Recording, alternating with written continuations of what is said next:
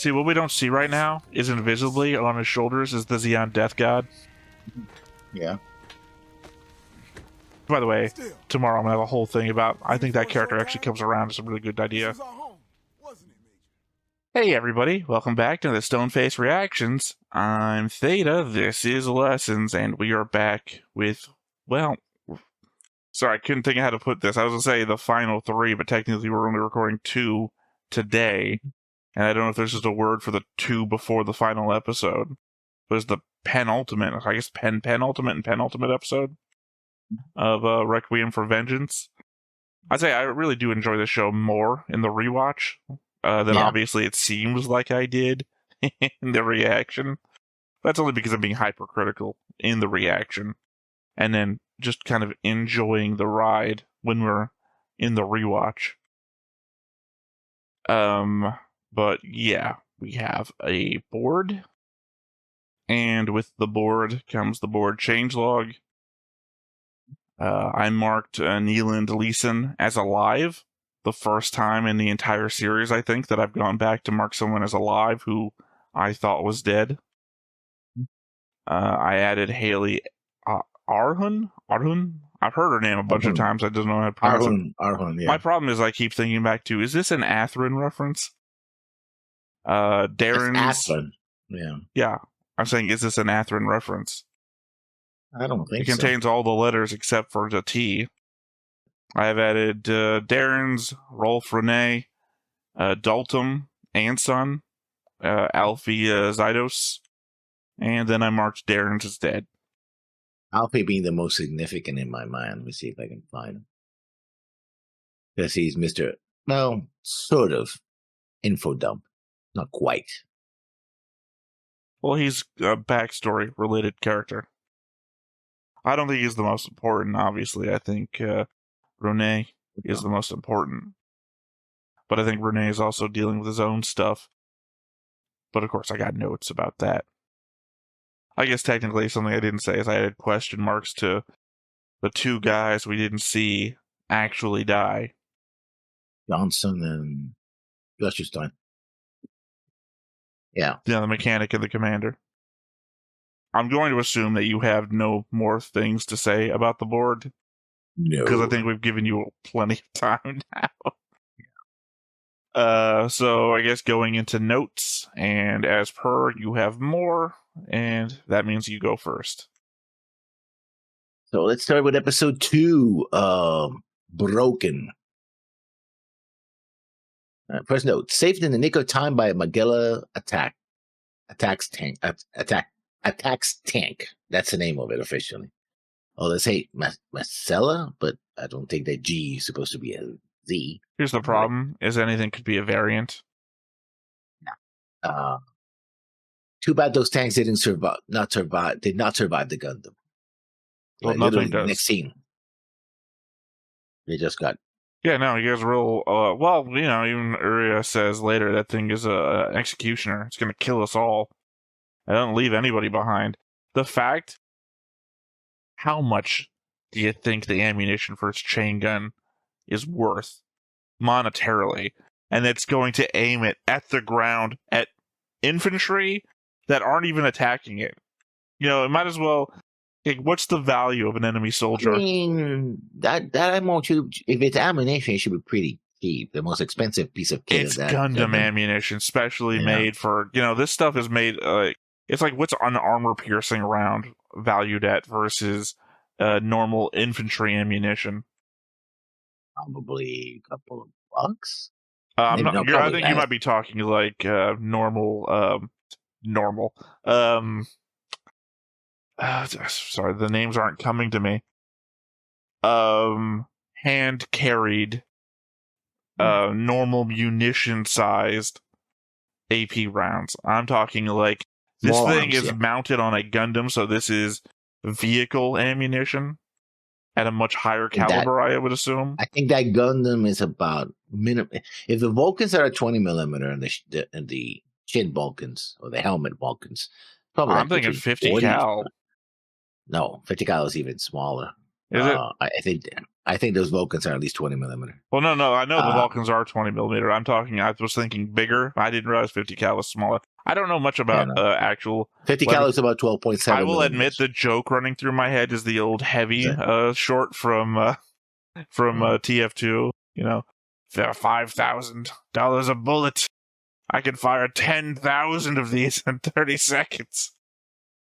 So I think between 40 to 60 millimeter, probably about 50 millimeter, 50, yeah. Either way, these are larger rounds than normal and specially made to fit these weapons. I have to assume that they're more expensive than it takes to feed a soldier in a day. Yeah, so to just... And also, as per... Not the most accurate things. I mean, managed to shoot down fighters with it, so... Yeah, but I mean... in the realm of how many shots can you single shot that thing? Because otherwise you're going to be wasting ammunition to hit infantry targets on the ground. Well, they're explosive rounds. Just the sheer area. I have no evidence to say that they are. Or the sheer size of them would just send people flying because of the shockwave, right? Right, but they're also main characters, so you know they're not going to get hit by them. So you are just wasting ammunition if you ever fire on them. You know, not until episode 6 anyway. What are we going to do if the main character dies in episode 5? Episode 6 going to be a flashback? I mean, to be fair, episode 2 onwards, I thought was going to be flashback. Yeah, my notes kind of jump around here. So was her son taken from her by the Federation somehow? Dream metaphors are hard to parse and make the worst conversations. But her son reaching out for her gets mirrored by the Gundam reaching out for her as her son vanishes into the shadow of the Gundam's approach, and not for nothing, into the chest where the cockpit would be. I said before that this series feels like a better version of Igloo 2, I guess, specifically episode 3. And what was the message of episode 3 of that but misunderstandings? Maybe. I don't think her son was. Because she says that she could be lying. She could be in delusion, self-denial, rather. I mean, to be fair, I'm just throwing that out now. I haven't thought about that at all because, she says, I want to make sure I get back to my son so he doesn't have to go through that loss of his mother like he did with his father. It's just, what is the point of that dream otherwise? Because it's like just her sense of loss. I already get that from the rest of the episode. Or that the Gundam is between her and her son, basically. I don't think I would have animated it that way. If that was the case, I would have had the Gundam, like when the ground breaks, I would have the Gundam's hand reach up and then literally separate her from her son. This was like the son is in front of her and then vanishes into the Gundam. And again, as I said, literally into the chest of the Gundam where the cockpit is. And then the son and the Gundam are literally making the same hand motion. So it's like implying that the Gundam is like her son. It's like, dreams, man. Dreams just don't need to happen in a story. My second note then. It looks like the UMRC are a neutral third party. And while it is commendable that they help anyone in need, and as doctors they should be protected by loss of war, they're still providing material support to Zeon. I also wonder where Zeon's own medical corps is at the moment. I'm gonna jump ahead to cover my UMRC note to keep these together, and then we can discuss both of them afterwards. So, the UMRC, I kept going on that it didn't make sense from a Doctors Without Borders situation. What I think must have happened was that the UMRC had stationed themselves in the city to help civilians when Zeon came rolling in and started a fight with the local ESF forces. So they weren't embedded like I thought that they were. They were just caught in the middle of the aftermath. The confusing thing just being that this one tag-along doctor making me think that they were embedded because he embedded himself in this group. I mean, there were people wounded, and so he went along with them to take care of them, I guess. Well, it also seems like the rest of the UMRC is either off, dead. Helping people, or dead. Because all we see is their vehicles and everything, and he's the only one that we see identifying himself. But if they are a Doctors Without Borders situation, then they would have been here already to help the civilians of the war-torn area. Yeah. And then episode 1 starts with literally Zeon rolling in, and then the fight starting between them and the SF, which would then sorry, brain stop working. Which would then show us possibly that they were already here and doing their job, and they weren't following with Zeon. They were just, this guy was here. Yeah. Yeah, because I remember you were also bringing up the point of, well, where's the Zeon doctors and everything like that. And it's like, well, they probably were there, but, much like everybody else is either broken off or dead. Essentially, Top and gang from 8th MS team could have been from here. My third note then, because you answered your note with my note with your note. So, notice that Arhun had a tattoo of a red zaku on her arm. Words difficult. Maybe a tattoo of the red comet. My problem is that there's been a person mentioned in a lot of comments who's very spoiler ridden, because I don't know who the fuck he is, but he's been implicated to be somebody that could be associated with this as well. I mean, it could be Red Comet too, but I mean, I don't know this guy. I will follow this comment though. I will follow your note. I don't want you to tell me. Just keep it in your head. I don't want to know either. I know too much already. I will follow your note here because I also have a tattoo note. I have been trying to figure out Haley's brow tattoo. The closest I can make out is its, I apologize, I don't know how to say this, Raphajon in a Gothic font. Raphajon would mean Raphael and Hwasa, a West African ethnic group and their language. Same language if it was Nfajon, which would mean benefits. A better shot makes it look like it's Rafarjon, but that means nothing. Neither does Nafarjon, Rafarion, or Nefarion. I literally put in every combination of words. The fact is that there's a double squiggle R that she has on it, and literally I think it is Rafarjon,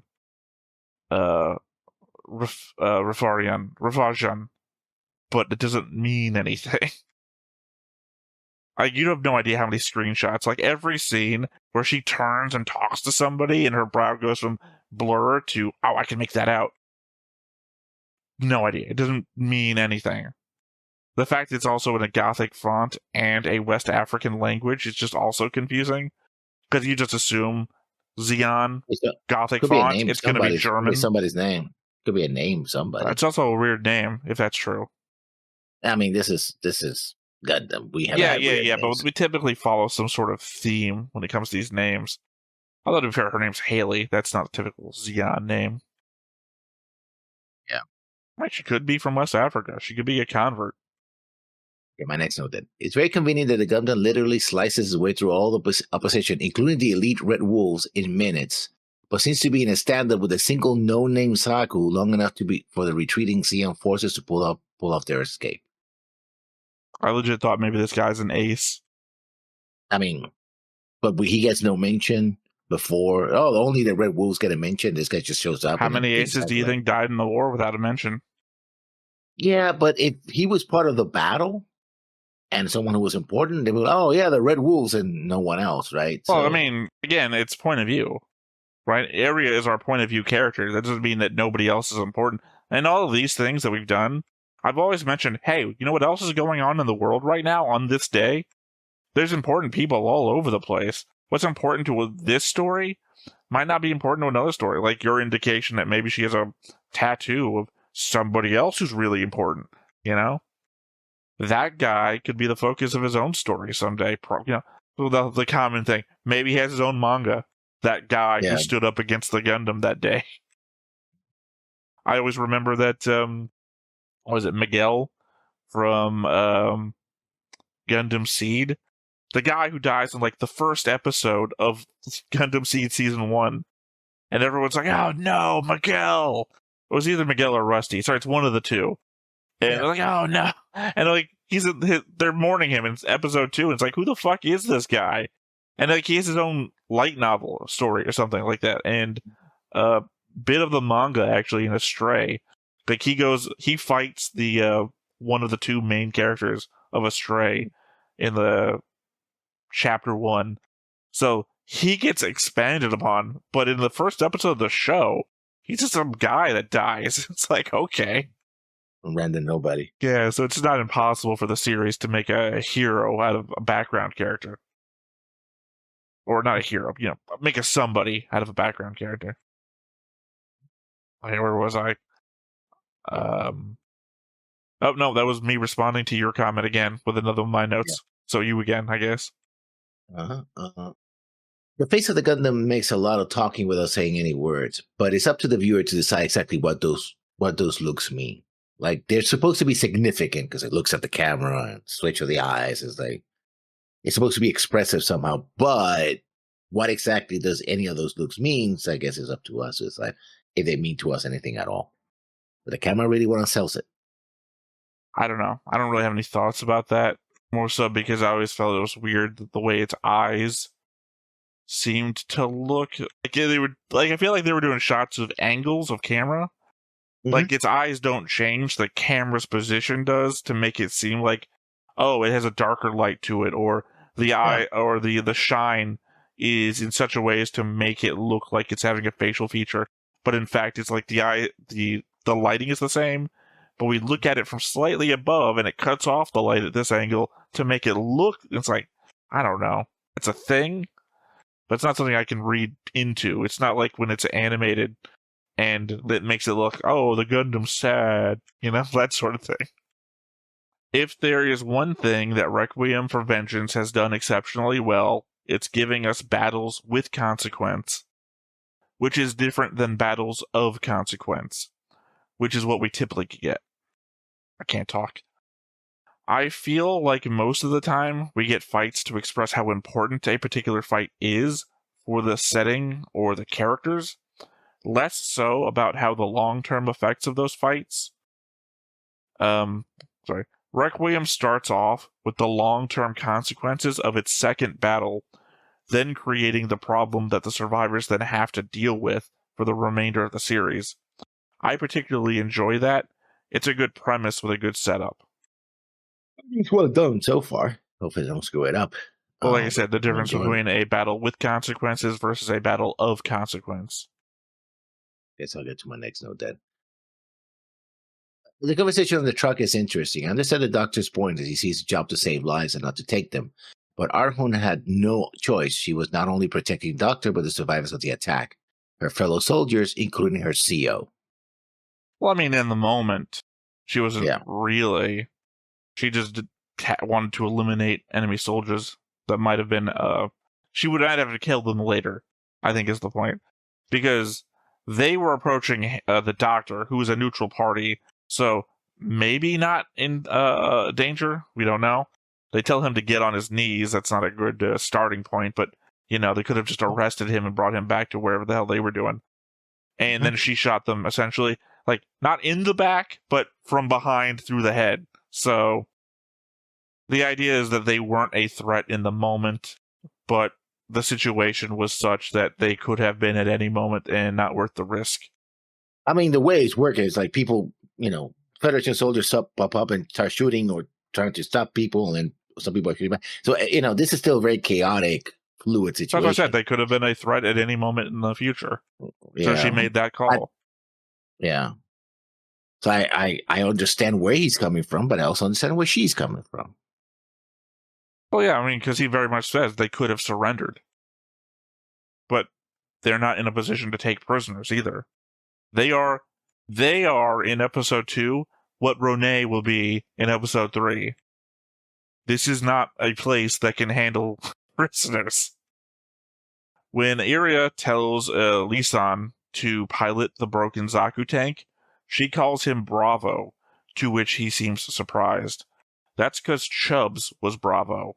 They had only conferred that Kale Delta was dead earlier. They never talked about Chubbs, so calling him Bravo was essentially his getting promoted to second in command and confirming that Chubbs was dead all at the same time, which is why he is like Bravo. Which is pretty economical with the dialogue and the action. Bravo to them, for the writers, to do that. Well, Yeah, I mean, that's why I kudos, paused I and should looked say. it Yeah, up real quick, because I remember yeah, in episode 1, I was like, oh, cool, they all have this Bravo, Delta, Alpha thing Yeah. going on, but I could never pick it off of their because they all get the insignias on them. yeah. So I was like, why is he confused? It's like, oh, that's right, they never covered Chubbs had died. Chubbs was Bravo. Boom. That's his reaction. Mm. Like, you know, but your friend's dead, by the way, field promotion. Yeah. Like, thanks, I guess. He was like, oh, well, shit, I got to deal with this, but later. I love how they choose little details about the captain. No info dumps, just stuff that would come up in more or less natural conversation, like how she was a violinist before the war. I don't know, feels kind of like an info dump. It's very short, so it's like, oh no, she just happens to be a violinist. Okay, fine. I mean, yeah, if you're defining it by the dump aspect of it, but Yeah. it is just kind of like, would this come up? I don't know. I guess technically, if you're like a fan of that kind of genre of movies or TV show like Band of Brothers or Saving Private Ryan or things like that, where eventually there's always going to be a conversation of what were you doing before the war. So yeah, I guess. Also, it's a quiet moment between point A to point B, and just being completely silenced kind of feels kind of ironically understandable, but kind of unnatural. Like, oh, I'm not gonna say anything. Okay, I don't know. we'll I just think be my quiet. default would be silent in that situation. I mean, Although I mine will say too, oddly, individually, but I would say I think oddly also Ander has to be reminded twice of her husband. Like, not in this episode, but, well, this episode, I think he hears about him, or it's either that or episode 3. I feel like he gets told about the husband twice. He hears about the husband the first time, and then later in the episode, what was his name? Dalatos or something like that? Dalton. He goes, Dalton, who's that? Her husband. She's married? Bitch, you already heard about her son and her husband earlier in the episode. Yeah, but it wasn't in this episode. I know. It's just the element of backstory, not an info dump, as you were saying. It's like it gets more info dumpy in the next episode, but in this one, well, my notes are all one mesh, not. So your next note then. So the first episode was on November 6th. Episode 2 carries us into that night and into the next day, so it's the 7th by then. Episode 3, we see them spending the night at the junkyard, so that'd be the 8th. Then we go from the speech that night to daytime again, so the 9th. Then the Gundam attacks as the sun is setting on the 9th. So the main battle of Odessa has already happened, and wrap-up is occurring. As a reminder, November 9th is OG Gundam episode 25, and MS Igloo 2 Gravity Front episode 3. Day after that, guess this goes through the night and into the next day on the 10th. Shiro and Aina are having their reunion in 8th MS Team, episode 7. And the Jotunheim is rescuing Xeon pods in orbit during MS Igloo Hidden 1-Year War, episode 3. Very busy day for everybody. Well, I mean, again, literally, because remember, this day is Odessa. Yeah.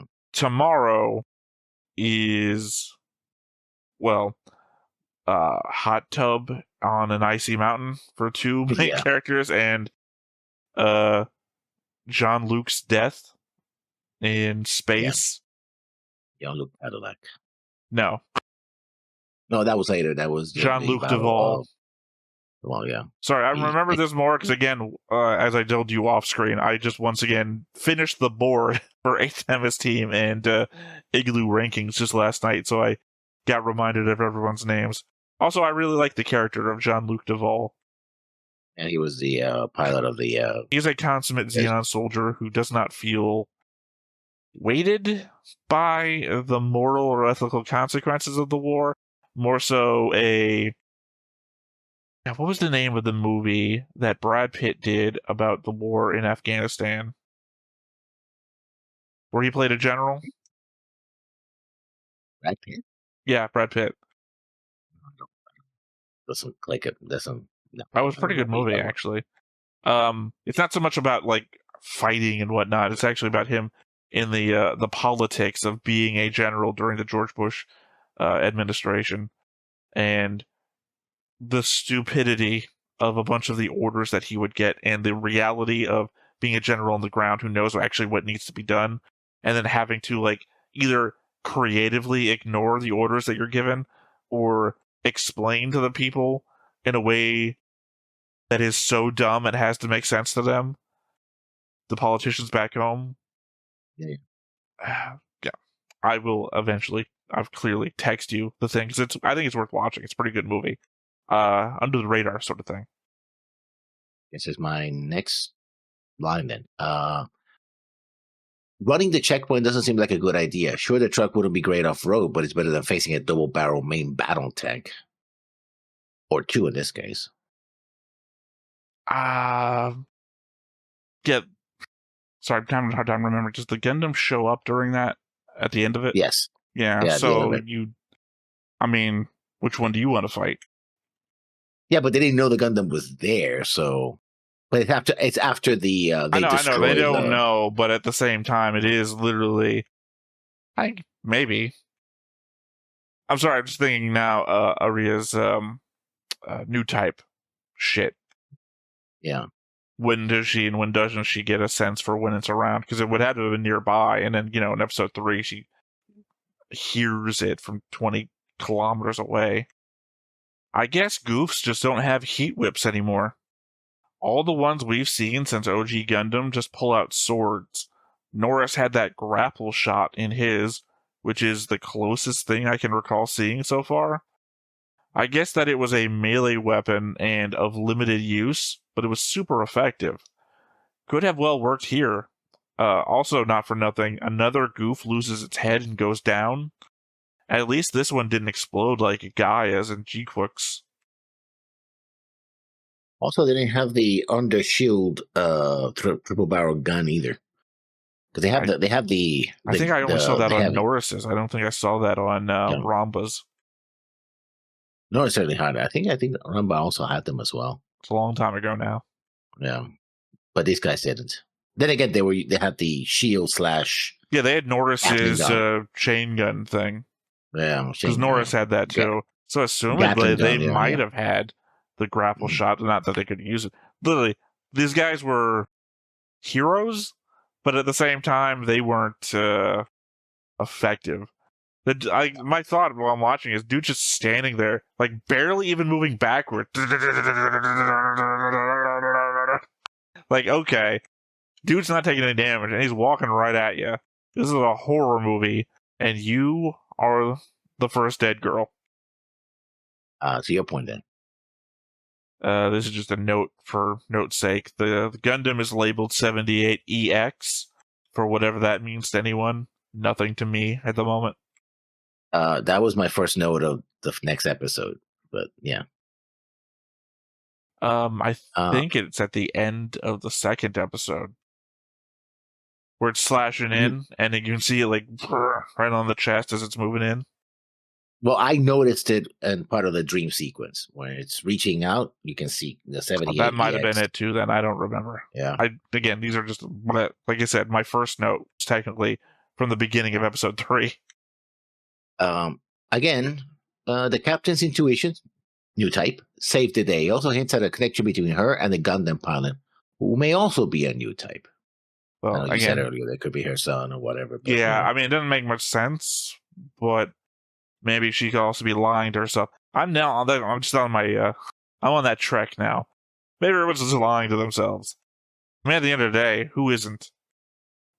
Just always reminded of that James A. Caster line. Maybe every relationship we're in is just the other person finding out that they don't like you as much as they thought that they would. Lying to ourselves. Sorry, that's not even part of the line. It's just what comes to my head when I think about people lying to themselves. Leave you with that one. Just end the recording right here. Just go away. For maybe 2 frames, and yeah, I had to keep going back and forth to get the frame on this one. The word Sibiu, I don't know how to pronounce this, Sibiu. I don't know how that's pronounced in Romanian. can be seen in front of the International on top of the building that the Brigade HQ was using. Considering we know that our group has been driving the entire way from Cluj-Napoca, again, interpretation of how that's supposed to be said, that means they've traveled about 176 kilometers, about a 2-hour drive in the modern day, without this particular war to be concerned about. So I was about to say, without a war to be concerned about, but then I was like, without this particular war. Later on, we talk about the Mediash.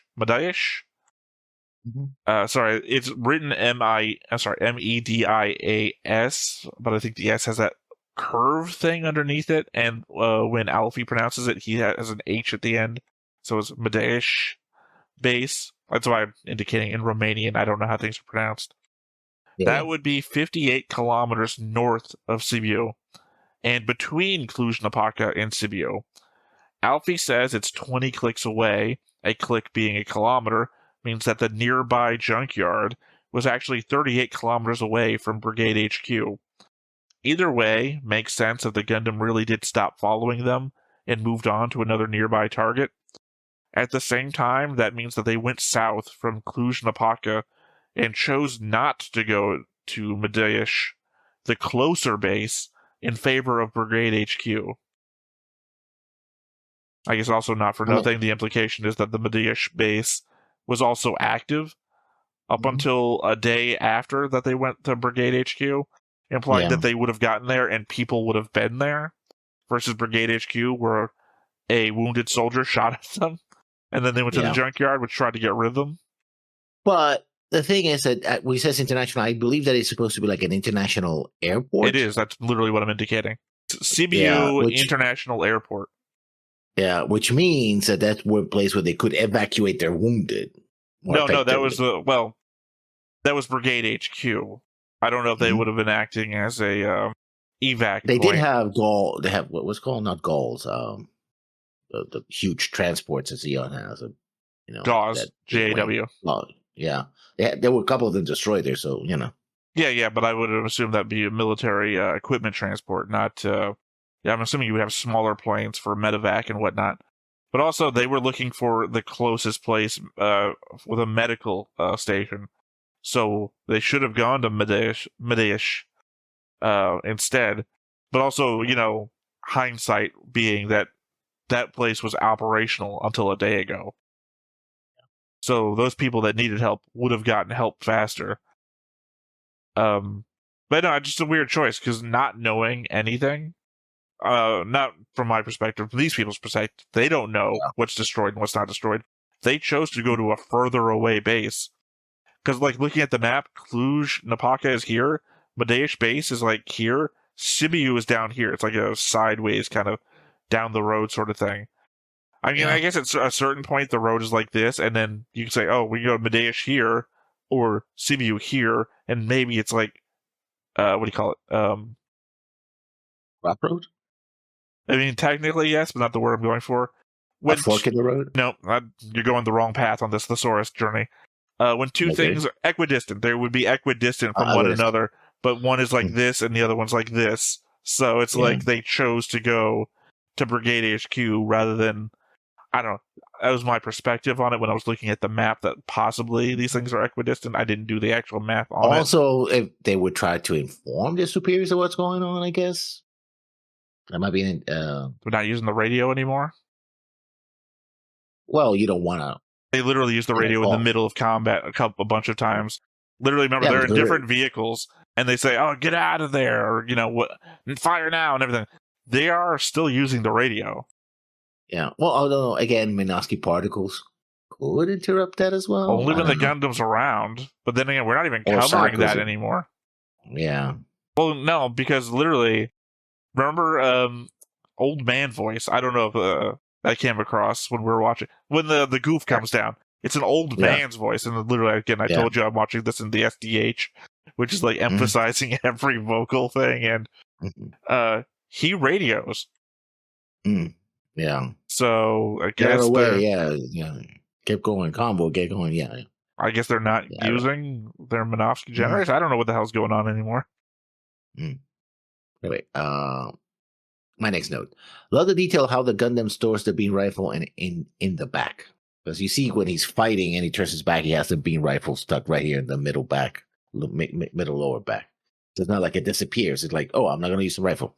Okay, here it goes. I mean, even the Sword OG, time. it didn't disappear. He just throws it, gets rid of it. Yeah, well, yeah, throws it, but not here. And they're like, oh, we shouldn't throw very valuable anti-ship weaponry all over the place. I can't he remember can if recover I it made later. this reference in Seed or one of the older shows that me and Griffin had watched before.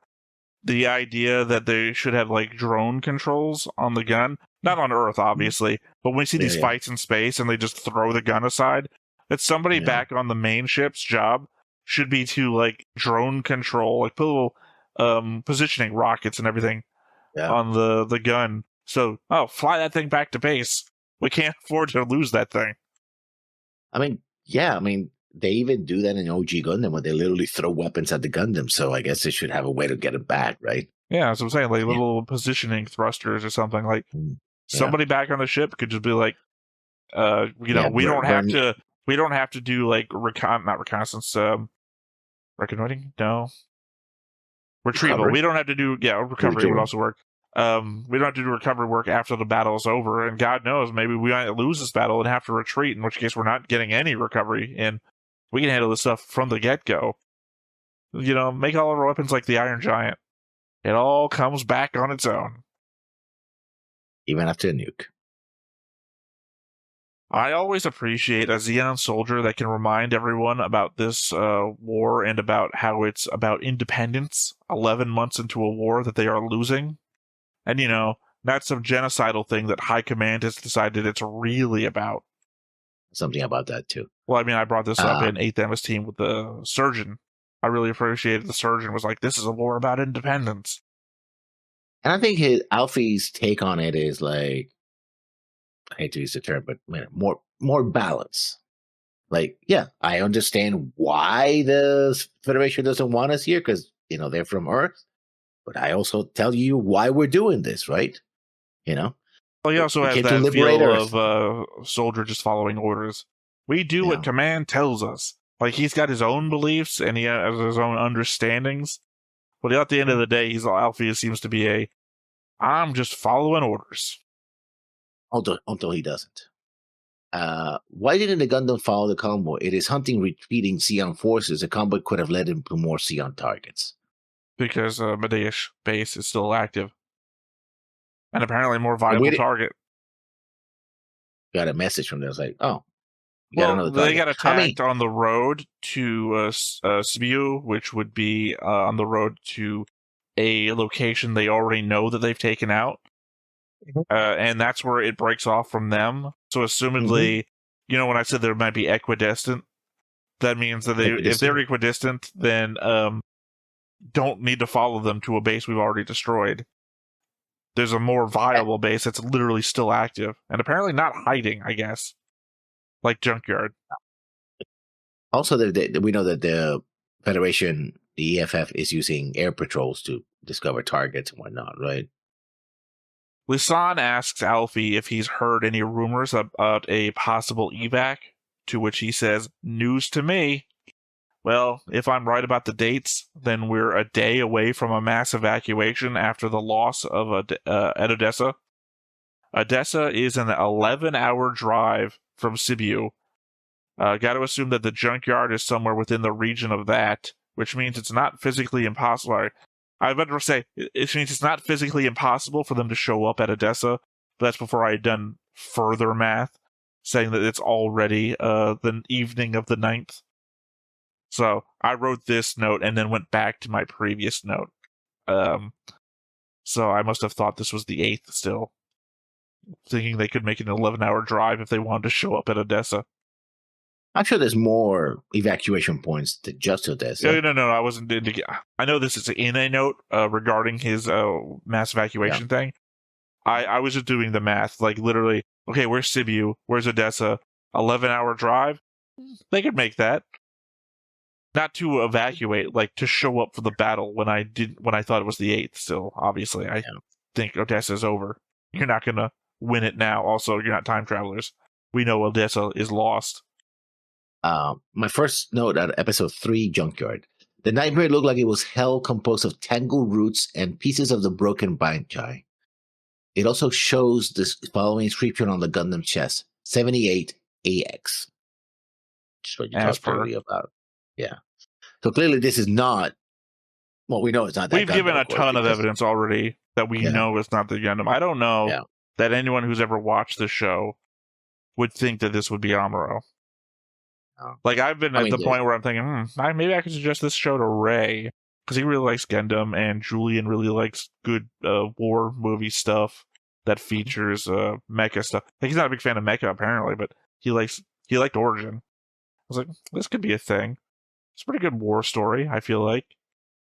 I guess Caecilia's new type core is either a secret or just so out of touch with soldiers on the ground on Earth that they have no idea about it.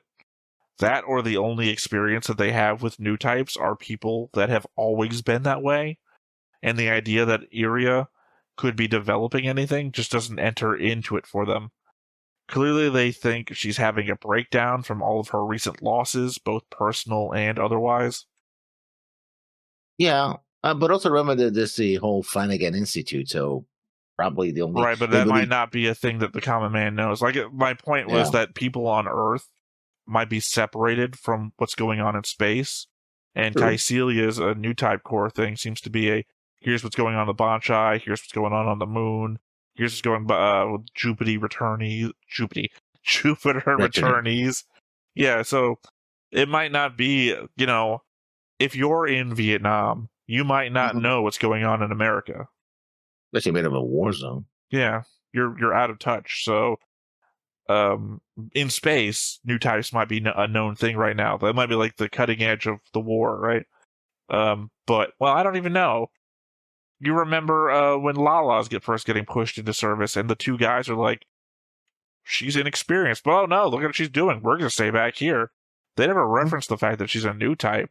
They just surprised at what's going on and like, oh, cool, I don't have to put myself in harm's way. Second note, why would Sion soldiers fire on Sion vehicles? My guess is that she was a rear area unit, logistic support, and panicked. Unit member, I should say. That and both sides are known for using captured equipment as well. When they pull up in the international airport and start getting fires, like, oh yeah, they thought there was this. Yeah. She's also injured and probably has been awake the entire time because nobody else is around. If I fall asleep, I'm fucking dead. Who else knows that there's another EFF grouping around here? So just or if she's bleeding or something, she falls asleep, she dies. Period. Well, yeah, I was thinking more from the idea that extreme paranoia, extreme exhaustion, that she was just gonna fire on any fucking thing that showed up. Didn't matter what it looked like or what it was. Yeah, I mean, it makes sense. At first, it's like, why would people feel like it's a confusion of combat? She's alone. She's wounded. And like I said, it's known that both sides use the vehicles of the other. It could be some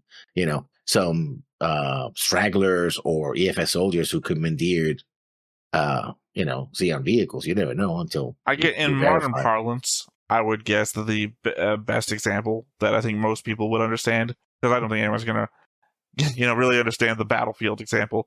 Imagine you've been playing MMOs for maybe over 24 hours, right? You've been grinding a thing out. You've been trying to do a thing. You've been falling asleep at your keyboard. You've been holding the button down and everything like that. And you've been waiting for a very specific sequence of events to get this achievement, to get this thing to drop. And fuck, I clicked the wrong key. I attacked the wrong thing. I feel like it's a more relatable sequence for exhaustion to play a part in making just wrong choices that the modern age of kid would understand. Your notes, if you still have them. I have one left. And I apologize how this is going to end. I assumed you were going to be more combative as we went along, so I may have written this in a certain way. Renee is a bit of an asshole, but we both agreed that his calls weren't wrong. Despite evidently being a drunk at the time of our crossing paths with him, I don't believe his actions near the end of the episode were wrong either. Hell, everything about this man can be explained by the situation that he's in. he likely has some amount of communication with higher-ups and may know how poorly everything is going. Again, reminder, this is the night of the loss at Odessa. More so than the people around him. Evidently, he sees the end coming and decides to drink. Let's also be honest, which is the more effective counter to the Gundam if you are a Zeon Mook? Fighting it in a Zaku or avoiding it? Laying low and hiding might not work forever, but it seems to be a far more effective strategy than the repeated Gundam deaths we've seen so far. In fact, if you think about it, everyone that's hid from the Gundam and didn't attack it thus far has survived. And because when I make jokes like this, you seem to argue in lieu of understanding them as jokes. So, we've never heard of anyone hiding from the Gundam and it just passing them by. So assumedly, if they ever existed, they've had 100% success rate. Well, I'm going to answer with my own note, the next one that I was going to do. I know I that hope you comes assumed up that you would. I hope you assumed that I would have been equally as combative, and there's just a jerk in the middle of your note for no reason. Yeah, I know that Ronan comes out as an a-hole, which with his name, rank, and English recessive accent in the English dub. But he has a point. He will try his best to take care of the wounded, but rations and space must be at a premium. And any force that can devastate a Zeon MS unit is well beyond his capabilities to handle, at least on paper. I say Rene because, again, I do believe he's supposed to be French coded. So it would be a silent T. Again, it's my belief. Rene is an actual name. Actually, it's my second name. Rene, and that is both Spanish and French. Yeah, so but this is Ronet, and I think the T is supposed to be a silent. R-O-N-E-T. No, when I got his name from two different sources, it's just one N. I got it from the wiki, and then I got it from behind the voice actor. Oh yeah, it's one N. I don't know why I put two. Oh. Yeah, that's why I have it on the board there. Sorry, I've also had some. Again, I just did the 8th MS team and Igloo board ranking things, and I had some regrets there where I realized that I didn't put people's full names, even though we know them, on the board. Like Kiki's dad, I just have his boss, and we know his name. So it's like, fuck, that's going to come back to bite me if they ever reference this again. But yeah, no, I just don't. I feel like he's a French coded, so I pronounce his Rene. Only for the NE sound at the end with a silent T. Oh, you don't have any more notes? Sorry, I'm just thinking if I had actually any response to your comment about Rolf. I guess we just agreed with each other, so that's it. Well, my next note just continues on with this. Alpha means well, but I got to side with the major on this one for the reasons I stated above. Also, how did Alfie know the Red Wolves as well as Iria's husband? Were they all recruited at the same time?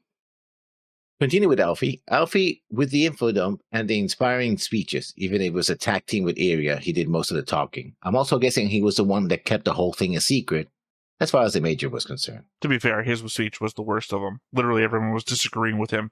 She didn't tag team with him. She stepped up. Yeah. She gave the speech. Yeah, I know, but it's funny because he says, "Oh, you should give the speech." Alfie says to Iria, "You should." Yeah, no, she had to. He's not good. And he started talking, and it was like, and then she comes and is like, okay, I'm going to give the speech that you told me to give. Because the setup was that she was just going to start talking, right? And he's like, oh, we got to do this. Like, dude, didn't you wait for her to actually do what you told her to do, right? Well, I mean, she kind of indicated she wouldn't want to do that, so. Yeah. But then had to, because he sucks. I mean, he doesn't suck. There's nothing wrong. It's just the people he was talking to were not receptive to this. Yeah, the approach wasn't the right one for the situation. Well, because, it's like talking to a bunch of... okay, the perspective of Alfie is I'm the coach who actually runs the shop class, and all I have are the rejects from school who are failing every other class, and they're just good at this for some reason. But not even that. They're, like, good at breaking down cars. They're not good at building cars or anything like that, right? Yeah. Yeah, so when you say... Good for jacking. Yeah, so you're giving the speech that the movie's predicated on, right? Unless we do this thing, shop class is going to be removed from the school curriculum from now on. Like, fuck you, teacher. We're not good at this. He's got to give the... I'm sorry, I can't remember any of the school movie things I'm trying to think of that they give those kind of speeches. Do it for the Gipper. Well, no, I was thinking more of a... God, what's the Samuel L. Jackson one where he becomes the basketball coach? Yeah, I know which one you're talking about. That kind of genre of movie. Yeah, you're going Which is interesting because most of the experience speeches come from the students, not really from him. Well, he does get some good speeches, but well, I mean, during the beginning of the movie, he gives those speeches. Yeah. But anyway, you're going more of the Rudy route. I'm going more of a rundown school, new teacher, shakes things up sort of thing. But that's where Alfie is coming from, and that's not what they need. These are the students at the beginning of the movie. Iria is going to change them into the students at the end of the movie.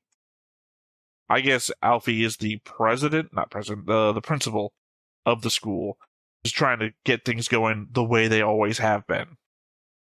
My next, I have 2 notes left. At least the major is reasonable. Iria did subvert the chain of command, but I guess the EFF proved her right.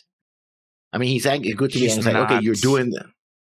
I think he is. He's like... My problem is, and I didn't make a note about this, is that under his breath, well, not even under his breath, he kind of says it out loud. She's lucky I'm only sending her away, implying he is really unreasonable. He was going to do worse. Disobeying my orders against the wall, I assume. He sounds more reasonable because he's like, take these things apart or camouflage them. He's giving good examples about maybe we could use these things, but the idea that I'm going to be a bit vindictive about this, you're lucky I'm only sending you out. He makes good calls, even when drunk, might not be the most reasonable guy. Feels like he is one dismissive comment away from becoming Gnaeus. Just without the power base around him. Well, he is an isolated commander in the middle of the end of a war, of which, he is, what's his name? In the movie he's played by a bald guy. All Quiet on the Western Front. They've called for the armistice. One more charge.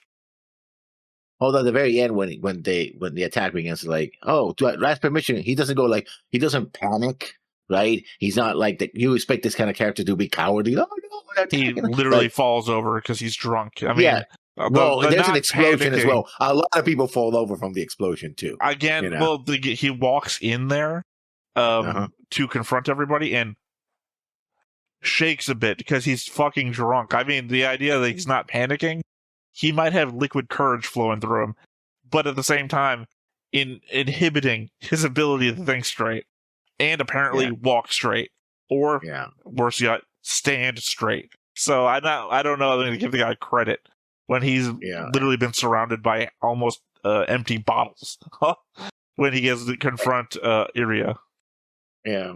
But when he's on the floor and she's like, permission to this, he's just like, just go. He doesn't go like, oh no. It's like, because a worse character would be like, no, to the end, and everything exploding around him. It's like, no, I'm right. It's like, you know what? Just do it already, And even then, I feel like that's more of a sense of preservation. Like, fucking, I don't want to die. Like, I would rather be alive than right. Which makes sense, right? Yeah, again, I'm not going to, I don't know. I know that maybe you're at the point with enough characters that have been like, this doesn't make any fucking sense. But being not stupid is not my bottom line. Or, I mean, that is the bare minimum of being a character, in my opinion. So when we rattle on about this doesn't make any fucking sense, this character is nonsense. Because so many characters dip below the doesn't make any sense, this is fucking stupid, you're gonna die on a principle that isn't even a principle. That's below the bottom line. But that's what I'm saying, that this character was coded to be that way, unreasonable, blah, blah, blah. And then he has some good points, right? And, when confronted with the reality, he doesn't go like, either runs away cowardly, like, or goes, no, stay here and I'll do what I say while everybody's exploding. He's like, just go and do the thing. Just Just do it. I would only disagree with you on the element that he's coded to be unreasonable from the aspect of both of us have agreed that he was reasonable. And I have to assume that if 2 out of 2 of us agree on a thing, then probably the majority people agree with that thing. I mean, not always the when case. I say coded, I mean the fact that his name is. No, I understand that you're saying that. What do you mean by his name is? Rolf Rone, he's supposed to be like his the way he presents himself, everything else, like a nobleman, like somebody from. Okay, I thought you were going to pull on the French angle, and it's like the moment I said that in the reaction, I regretted it. I was like, "Oh, this French asshole!" It's like, "Oh, well, that was unnecessary of me." Thankfully, that'll play well in England, but maybe not everywhere else. No. I mean, again, the element that maybe he is, but he doesn't come across that like immediately. And the element that even if he is of that archetype, he doesn't play that way because of the circumstances. Like any other situation. Like if we weren't losing the war, I could see him abusing power. But that's not what's happening. And again, the element that we both agree that it seems like he's one way and then is the other way on stance. Maybe not on tone, but on stance. Like when they come into the base, he basically says, like I said earlier, I'll take your wounded, because God knows that you can't put them anywhere else. They're more at risk, but I don't have anything else for you. You got to go, which kind of makes sense. You're still fighting soldiers. You should be doing something that actually helps other people. You staying here doesn't do anything because we're just a junkyard. We're just a repair yard. Well, as I said, when Haley is justifying her killing of the soldiers, can you imagine them showing up with prisoners here? I assume they would have just been executed.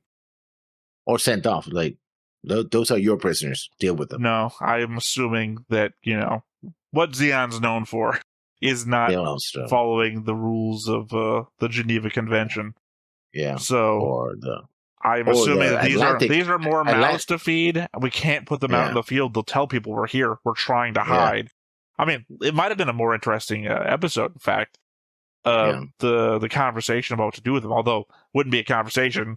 Renee would just come up with, we gotta get rid of them. Put them in a hole somewhere. And my final notes for literally the last scene, right? A GM by itself might not seem like much of a threat, but it can take on a Zaku 1 or 2 in something close to parity. I disagree. And it can serve as a good support unit for the Gundam. I believe Zakus are better than GMs. I don't believe. I'm disagreeing with the parity. Parity. Comment. I said something near to it. Again, I think it's the reverse. I think Zaku can take on 1 or 2 GMs. In which case, it's not parity. It's superiority. Well, yeah. I mean, technically, yeah. I was trying to think of like a numerical example, but yeah, it's a 2-for-1. I believe. At the same time, I remember playing Gundam Evolution back in the day, and the GM was one of my best suits. So, those are my notes. All right, we do have a comment. Mr. Pika Gamer from A Cosmic Glow. And I'm going to add a note to the beginning of this, because I even wrote down Theta's note. This comment has been edited to remove definitive statements about the future that could be read as spoilers, aka things being presented as facts that we haven't experienced yet, and not self-evident by the episode itself. They will, of course, be in the comment as it appears on the screen in the final edit, because, I put them in the screen below. Take of that as you will. Which is to say, I didn't, edit and retype sentences. I just removed sentences that say, if this had happened, this in the future wouldn't be this way, So it's like, okay, I don't need that. That is a spoiler. But there was enough in the comment that I wanted to react to, or respond to, that I felt it was still a good comment, even removing spoilers. Why Zeon acts so different towards their civilians here is because these aren't really soldiers like the Zeeks we saw on Earth. They're more like Capitol police forces, more loyal to Gurren / the Zombies than they are to the people of Zeon. I mean, Lessons did add the cursing, but he did push that grandpa over, pointed a barrel in his face, and told him that he was going to smoke the old timer on the spot if he didn't stop complaining.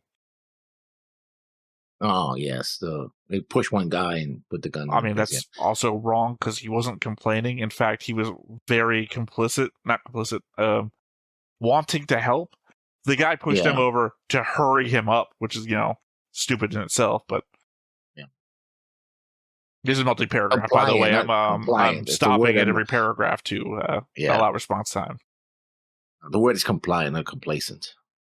I didn't say complacent either. I used a different wrong word, but I couldn't think of the word. That's why I said he was very willing to help. Yeah. Amuro, when he says he thinks everyone might be new types, is him trying to be an adult and raise everyone's morale at a time where it is painfully low. The tri-corner hat refers to the Elmeth. He has no idea what it's called, so just went and described it as a pirate/old British officer's hat. I feel stupid after typing this. Amuro has been in combat a lot longer than Lala has. His skills are honed while she is an incredibly powerful new type with very little practical experience. In a weird set of spin-off novels called Gundam for the Barrel, which is terrible, Lala is Char's half-sister and the mother of his son. Thankfully, it is far from canon, because a lot of the changes I wouldn't be able to say on YouTube without my comment being taken down by Automod. One of which being Slegger being named Slugger, and him being one of the worst human beings imaginable. I don't want to imagine what would make him more Slugger, make him worse than he was in OG Gundam. I mean, he had the potential to be a good character, but at the same time, I don't think he was given any time to be it. Like, one moment he was doing something like, yeah, that's great. And the next is like, what are you doing, my man? What the hell? I don't know what the I feel stupid after typing this comment was for, though. My self-defense is to think that maybe you're saying I feel dumber for having to explain what a tri-corner hat is, but I don't remember us being confused. But again, this was also a long time ago.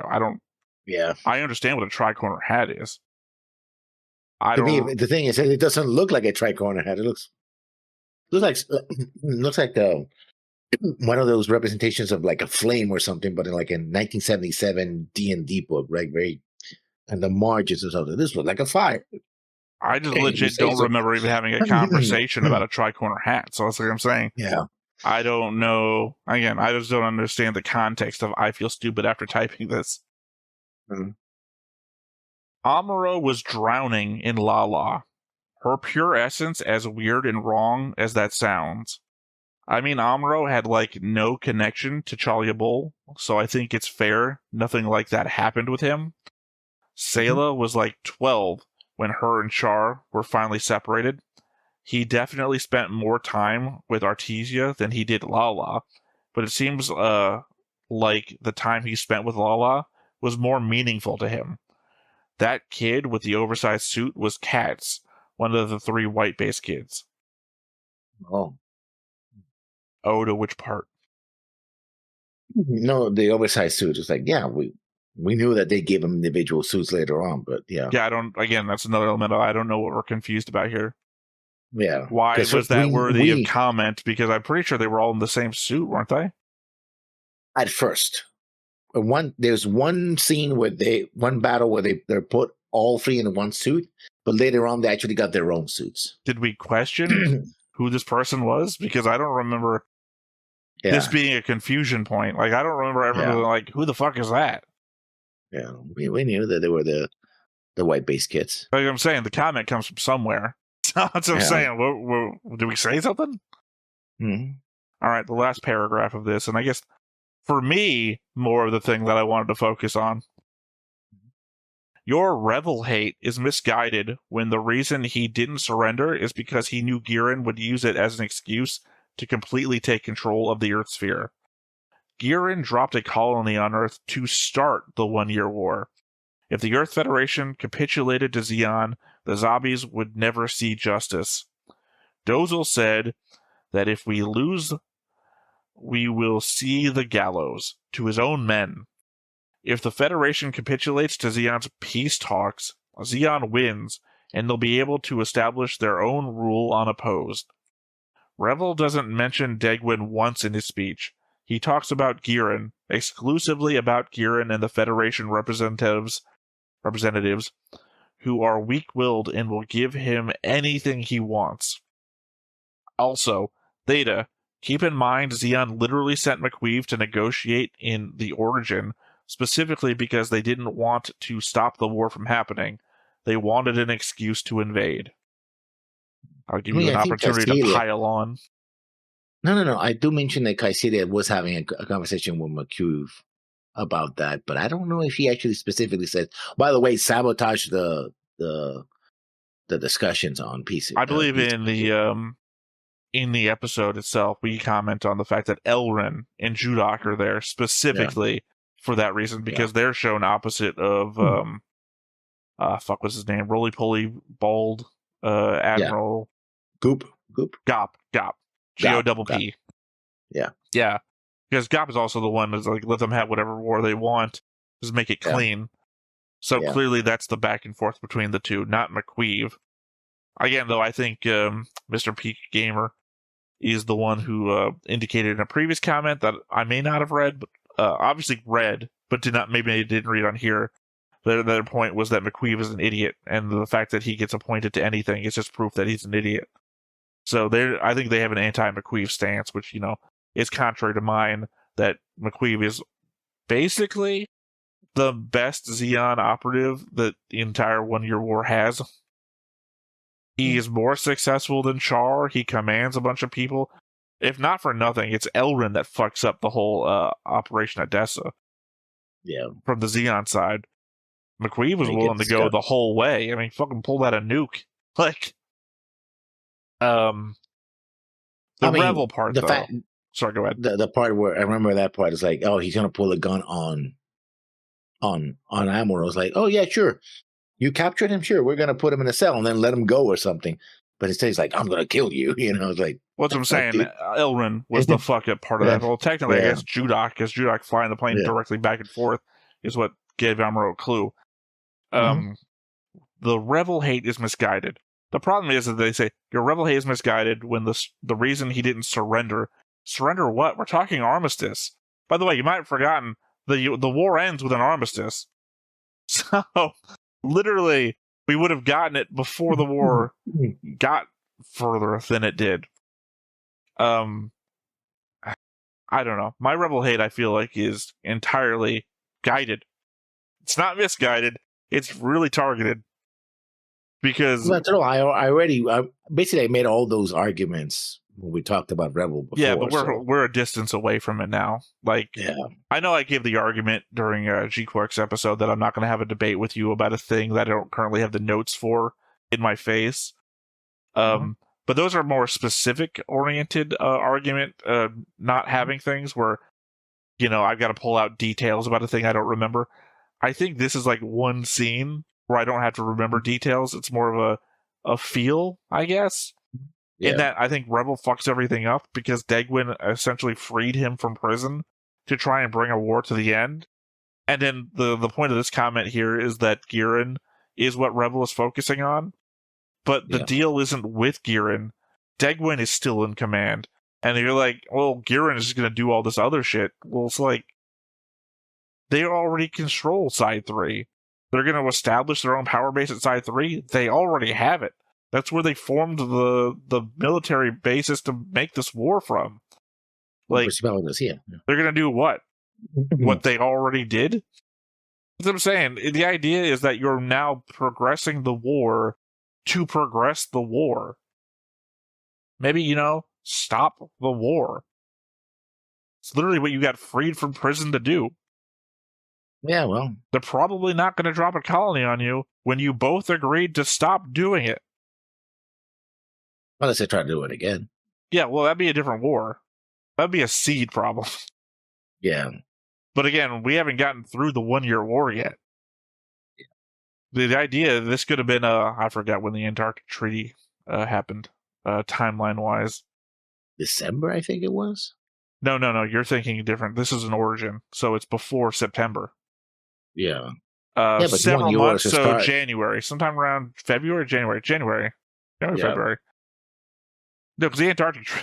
Sorry, the conceit that you're having that the Antarctic Treaty must have happened in December, which is to imply that nuclear bombs and biological weapons and everything have been free game up until the end of November. No. The Antarctic Treaty happens in Origin, and Origin happens several months before the start of OG Gundam. Because OG Gundam, we have that conversation that several months have passed. I think the Operation British is in January, so it must be about February. That's why I But said. the reason I think that well, first of all, chemical weapons were also used by Zeon, so they were.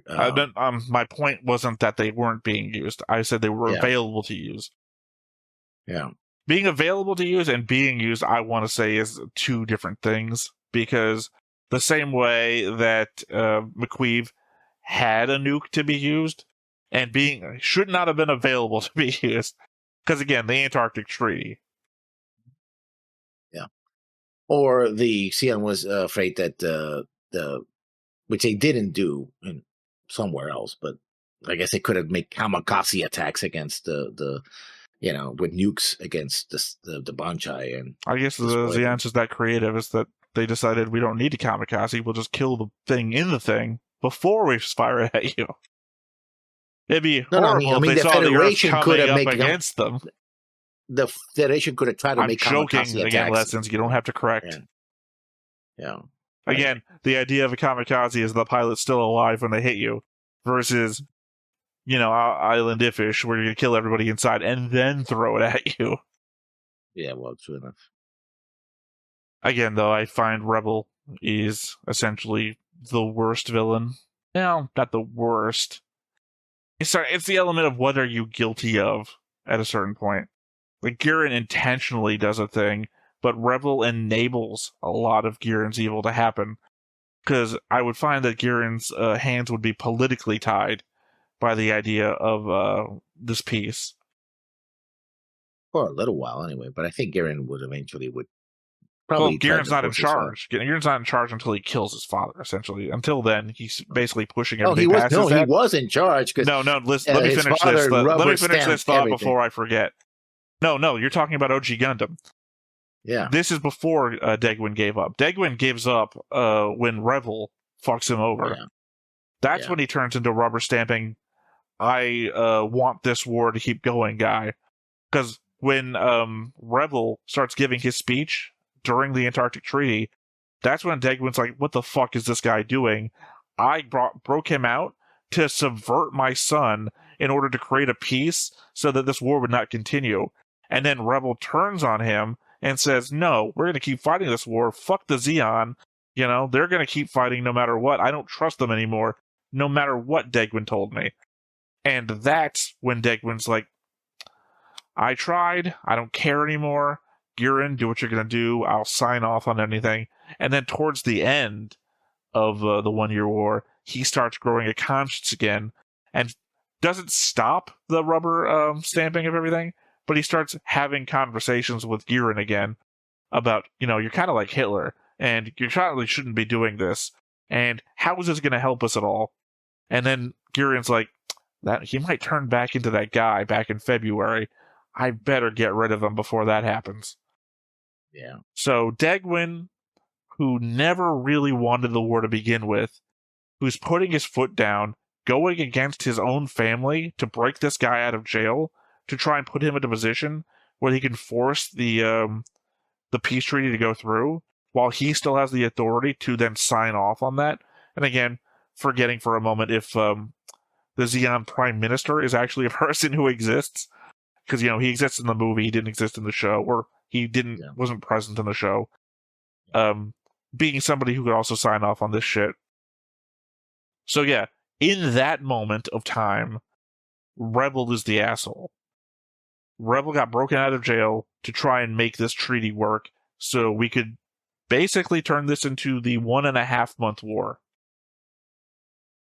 When Degwin had the authority, the want to, the power to stop the war now, before Giran was able to do anything else. Like, you might be able to say there's an AU out there where Giran kills Degwin and Rebel actually tries to make the peace and then gets betrayed by Gurren, who's now in power.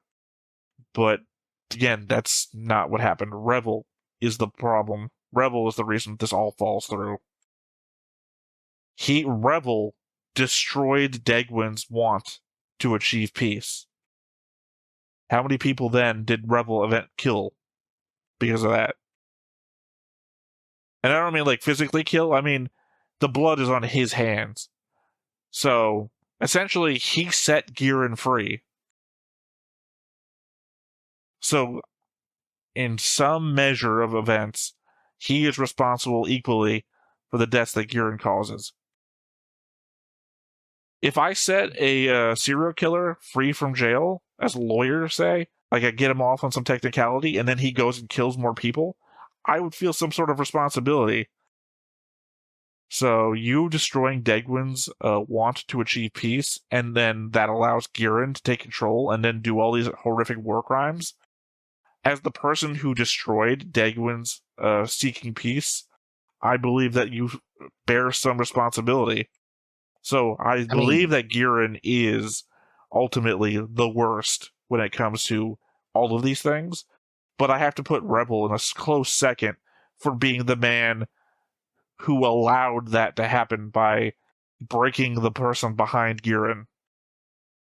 But then again, Degwin also, if he didn't lose his will, he could have stopped it anyway, so. That's what I'm saying. Rebel destroyed Degwin's will. You know, it'd be like a movie where the mother is a crusader for children's rights or children's safety or whatever, and then her child dies and she becomes something else, right? And then it's like, oh yeah, we can all understand. I mean, might not be able to fully understand, but we all get the premise of someone being destroyed by a loss. Well, if Degwin put all of his shit onto this one basket, and then the person that he put all of his authority into trying to get this thing done betrays him at the final hour, I mean, I understand that. Yeah, well, I already said my piece on that, so I don't want to rehash all of that. Fair enough. I don't know. I think I said it here better than I did the first time around. Because, you know, quality of hindsight. Yeah. Anything else you want to add before we actually get into episodes proper? Nope. Looking forward to it. All right, let's go ahead and hop on in. But before we get started, Make sure that you hit the like button. Hit that subscribe button. Comment down below to feed that algorithm. on top of all that, if you want to watch more shows like this, Unfiltered. Uncensored. And uncut. as well as some early access stuff, You can check it out over on the Patreon. It's just $5 a month, but hey, no pressure. There's zero pressure in order to do that. It's just a little bit of extra support, and it would be greatly appreciated.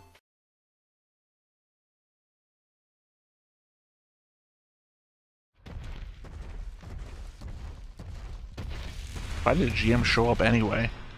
Bravo, we'll have to take them both.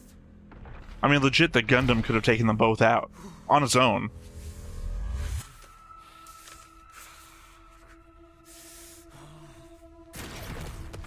Yeah, I was about to say, it's like 10 Zakus against the Gundam before, and it won. Now it's 2 trash Zakus. Do you read me? Response, over.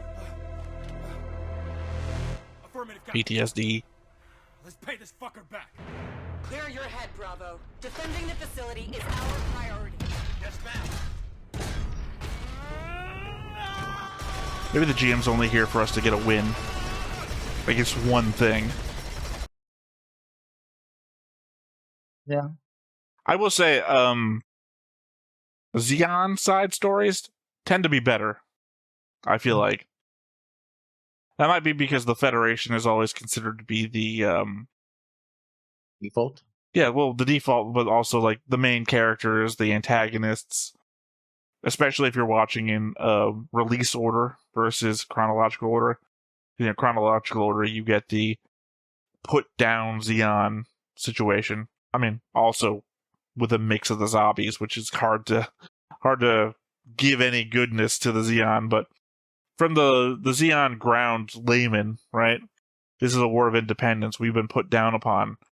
you know, the American Revolution, if you will. Yeah. So when you get a Xeon story, they tend to have to work harder. True. Because otherwise you're like, well, why do I want to watch a movie from the Nazis' perspective? It's like, well, True. we're one thing, we're not presenting ourselves as Nazis, we're presenting ourselves as the oppressed. Mm-hmm. Also, I do appreciate the light coming from behind the planet because it's an homage to the opening of the OG Gundam.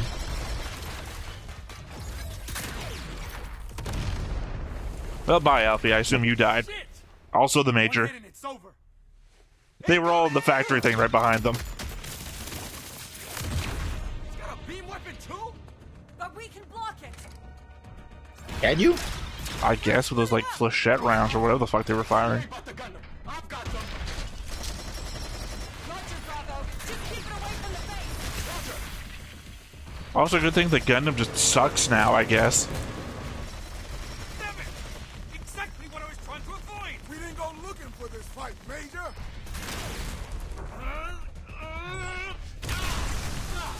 I guess they're trash Zakus. They don't have like gyros or anything.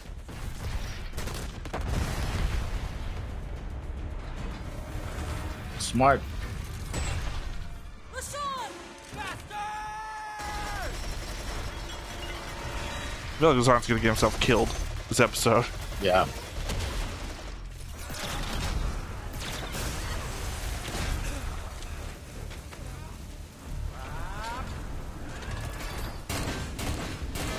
$79 GM. Oh, we better not lose Haley. She's like my favorite character in the series. Spoiling the rankings later.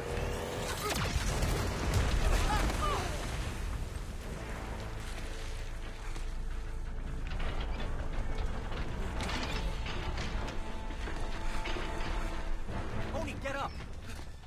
Follow me. I have an He idea. really fucked up for just getting shot by an APC. Hey! You hear Oh, that so it's a explosion? GM. Stay focused.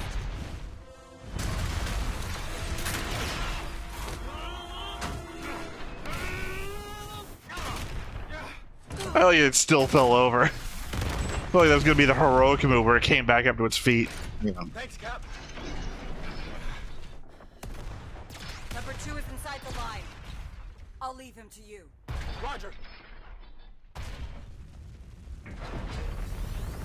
I feel like you've already survived 5 times as long as you did in the first fight.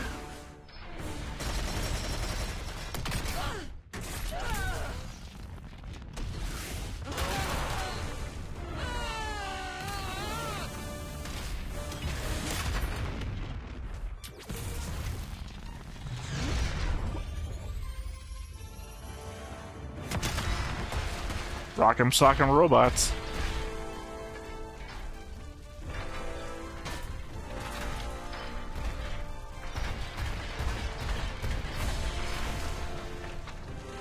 I guess it's just choosing not to pull out its beam saber. Yeah. Because, I mean, it would win instantly.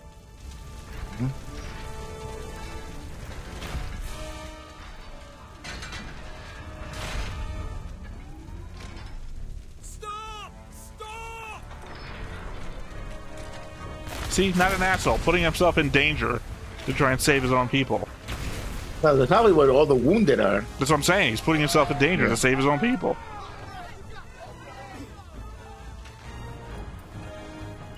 Take left, bro. Take left. I'm trying. I'm trying. Oni, hurry up. Bring it around. I can't get it to move. I need an instruction manual. Move aside. Huh? You're in the way. What? Now get out of here. I've got this. Fucking hero.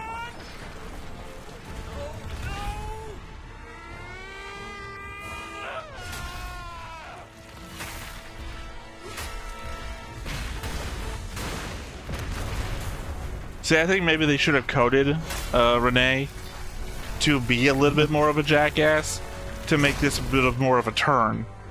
But we both agreed with him from moment one, Yeah. so it's just like, oh, he's a hero.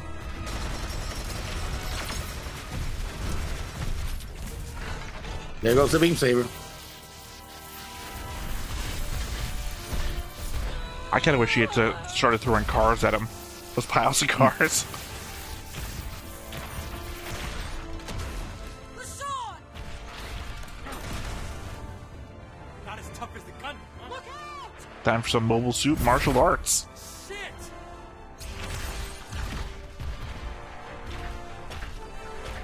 I'm gonna finish him off. Negative, Bravo! Hold back and defend! Hold back! And defend the base! Yeah, I mean, seriously, man, there's people counting on you. Federation bastard! And the song's that's gonna where he die. gets killed. Where's he going?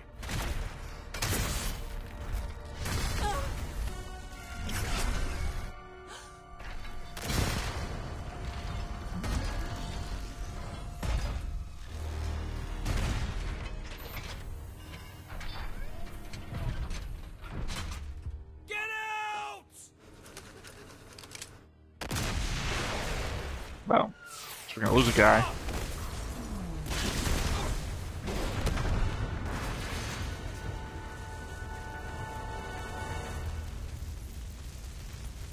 Heaton!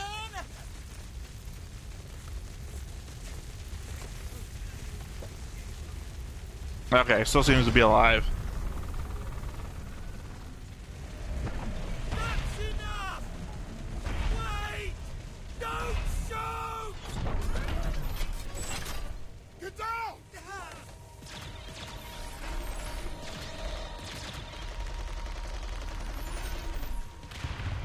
I guess more Xeon and EFF forces just down the road. No, that's a fight between LeSean and the other guy and the GM.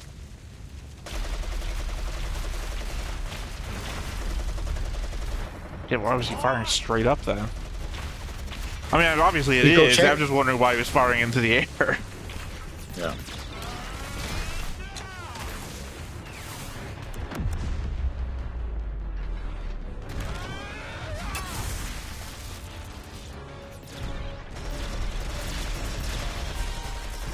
And this is where LeSean dies. Yeah, they subverted Heaton dying to give LaShawn's death more of a punch, I guess.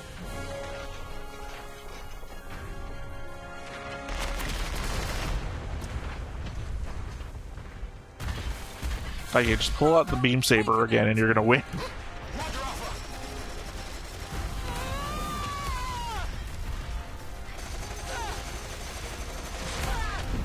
World's most resistant GM. Yeah.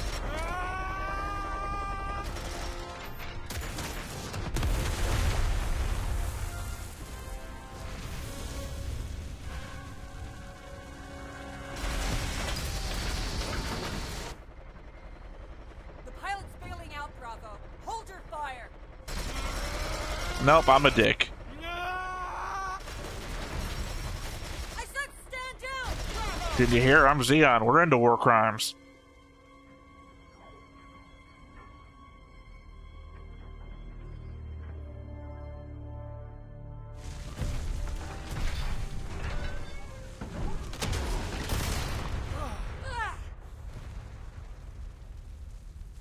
Maybe this will force a little understanding, you know? Don't shoot our wounded center.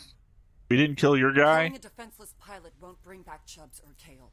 I wasn't aiming for the pilot! This is our best shot to take out the Gundam! At what price, Lieutenant? The battlefield isn't the best place to debate mercy, Captain. You've never seen Gundam before. Maybe you're right, Yeah. Lieutenant. But I'm You not just going to wait give up my till we start humanity. getting really into Gundam You Wing. think that Gundam was debating mercy when he cut down half our unit? Our mission was to defend the base, Neeland, not get revenge. There are still people relying on us. That's all that matters. Oh, are we gonna get back and have a whole conversation with Renee? You're right, Captain. Because remember, he's saying you're only making these things to get revenge, and here comes Lisan trying to get revenge. LeSean.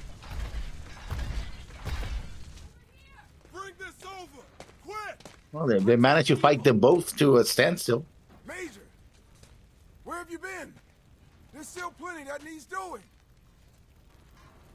Captain Zydos. It's all gone.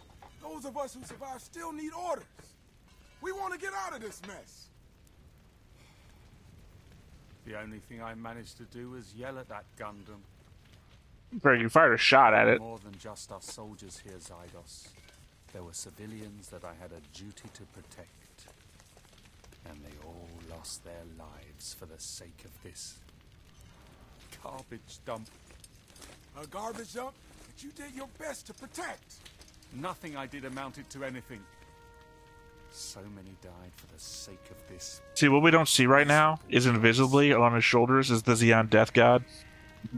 Yeah. By the way, Still, tomorrow I'm going to have a whole thing about, I think that character actually comes around. It's a really good idea. this was our home, wasn't it, Major? Damn it!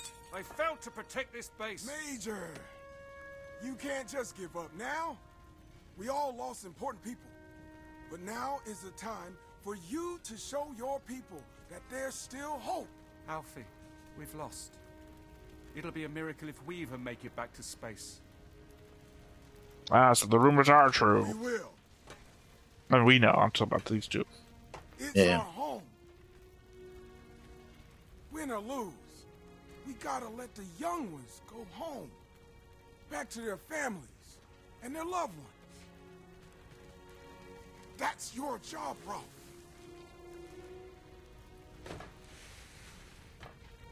You might be right, Alfie.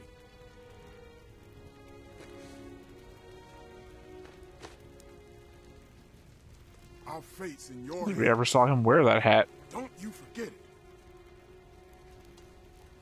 Captain Zydos. Thank you.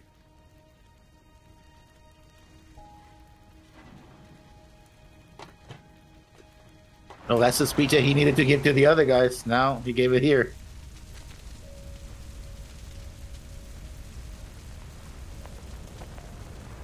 Lieutenant? Are you okay? No. Hey, Doc. I mean, conceivably, she's all lost good.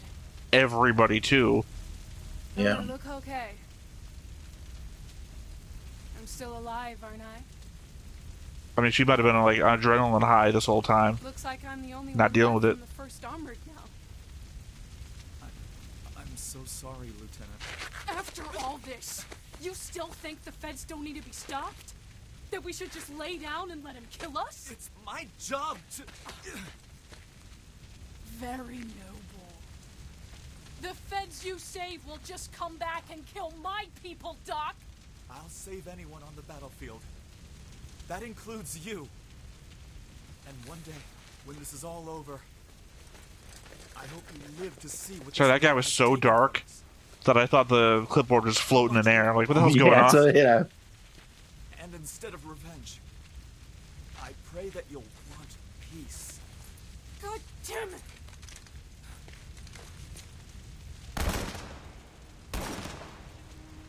Lieutenant, 21 gun salute. Nope, not even 21 shots.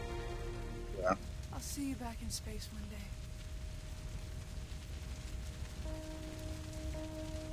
I really hope you find that peace you're looking for, Doc. I mean, it would have been a really good conversation to have between her and Alfie. You know, the whole, we're trying to take their planet from them. So that she could give like an impassioned speech back to him about everything that she's lost. Because I feel like it's a loss to have it between her and the doctor. I mean, they did set up the conversation with the doctor before. Yeah, but it doesn't round out that conversation anyway. It's just the same conversation. I think Alfie's point is more the counter to hers. They're trying to kill us. Well, we're trying to take everything from them, you know? You might not have noticed on the board, I did cross out her husband's face. Yeah. Since I'm using it I both did images I for noticed. Yeah, I noticed. the zoom out, it's hard to notice. Look who made it back. Great work. We were lucky that LaShawn was able to lead them away. Luck had nothing to do with... Captain Zydos, back away from the captain and lieutenant. Captain Solari, by disobeying my orders and restoring the Zaku, you have attracted the enemy to this facility and cost Zeon lives. Major, The captain just saved all our asses. Orders were disobeyed. Yeah, I mean, Lives technically, were lost, and saved our lives from someone what must problems that answer she for it. caused. Captain Solari and Lieutenant Lashan are to be detained until evacuation is complete, and I can formally press charges. You've got to be fucking kidding me! Captain and I just risked our lives for all of you, Major! Stand down, Lieutenant. Fest could be back here any minute, and he wants to arrest us? Lower your weapon, Lieutenant, before you make this any worse for yourself. Everyone just calm down. This is not a debate. Captain, have your man stand down before I have him shot. Lieutenant, don't make me repeat myself. Certainly not the way I expected this to go. What the hell are we doing here? Oh my General god. Cullen. Welcome, sir. Just fought off an EFF attack, and now you're all fighting again? He looks shit in 3D. Captain Yeah. Furious Solari, No, sir. lower your weapons. Major!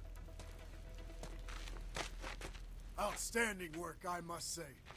Assembling Zaku from all this junk and defending the facility. Actually, he looks shit from the neck up in 3D. Yeah. Everything Yeah. else is fine. Sir, We happen to be in the area. Quite frankly, I didn't want to get close, but since we did, we picked up something unexpected. Good work, you two. Sir? Major, I want these Zaku patched up and rearmed ASAP. And get somebody to put an arm back on that one. yes, sir. Now, is there somewhere I can speak to the captain in private? I can show you to my office, sir. No need. Just point me in the right direction. You've got to clean up all this mess. Don't you? Yes. That Problem was, here is that we know he's a womanizer, and the captain's a Yeah. woman. Yes, sir. Yeah. Yeah, but I think that she would kick his ass easily. You think? I don't know. Yuri is kind of coded to be like a Final Fantasy character. I don't know.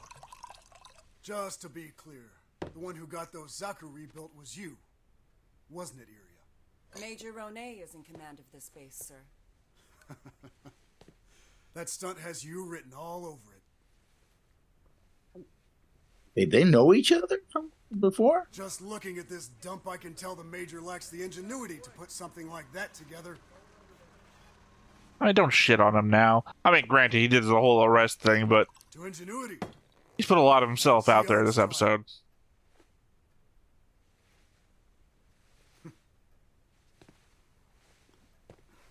And as for the war, sir? Always right to the point. I don't have to tell you the war is not going well. I mean, we literally That's just why- lost Odessa. I have a mission for you. For me, sir? I don't mean any disrespect, sir, but I've lost half my unit and... I do think it's hilarious. What, an episode ago, I said I hope she Yeah. renames her name to Top. And then here comes Yuri. Person for the job.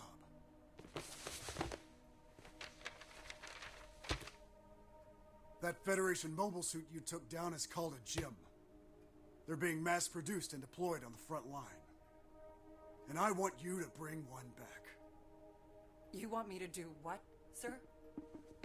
These mobile suits, the gyms are turning the tide of the war, Captain. We need to find their weakness. That means opening one up and going over every square inch. I think maybe they haven't considered the timeline of events that they're in. They were all... I don't feel like he's acting like we just lost Odessa. That's not all. Your husband was a brilliant musician. He had such a valuable talent. Just like you. His death is a great loss. Yes, sir, thank you. I'm so glad everyone keeps reminding me. Well, Captain. Yeah. I don't like losing soldiers, friends, loved ones. I don't like losing battles, and I sure as hell don't like losing wars. Agreed, sir. And right now, we're getting our asses handed to us, and the gyms are just rolling off the assembly lines. And there's... The Gundam. Yes. It's a serious threat. What was the one you fought like? It's like a shadow you can't shake off. So we should just lay down and give up? Surrender everything our comrades have fought and died for? No, sir, of course. I guess technically Find it's its weakness and defeat it. Damn right we will. Month from We now can that start he by dies? getting our Yeah. hands on one of these Yeah. mass-produced It's like early chips. December, I think. These are mobile suit command keys obtained by one of our spies. With them, you should be able to commandeer a gym. And right here, at this EFF outpost, is where you'll find one. Certainly didn't expect this to turn into a heist If we find show. a way to defeat their mobile suits, we can still win the war. I'm gonna get this army sorted out and back on its feet. So if you can No, bring you're me a not. nice, big souvenir to Odessa, then maybe we can We've all happily already get back to lost space. Odessa. Understood, Captain? Like, if you didn't want us to know what day it was, don't tell us it was the 6th and then show us day-night cycles.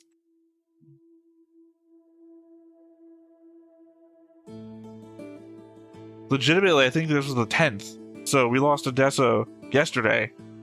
Yeah. I mean, unless he doesn't know. We've been traveling here all day. Also, it may well be that he's. Go ahead. It may well be that he doesn't know. So. I mean, he does go to, Southeast Asia for a bit, too. Mm-hmm. Yeah.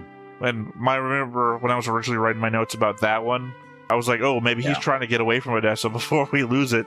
But then he immediately goes back. Or he says he has to leave, and I assumed he went back. Maybe he went from there to here.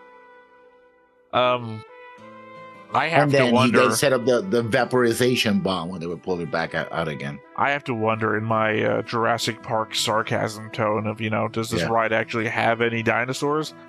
Is there going to be any actual vengeance, Requiem for vengeance in this besides LaShawn?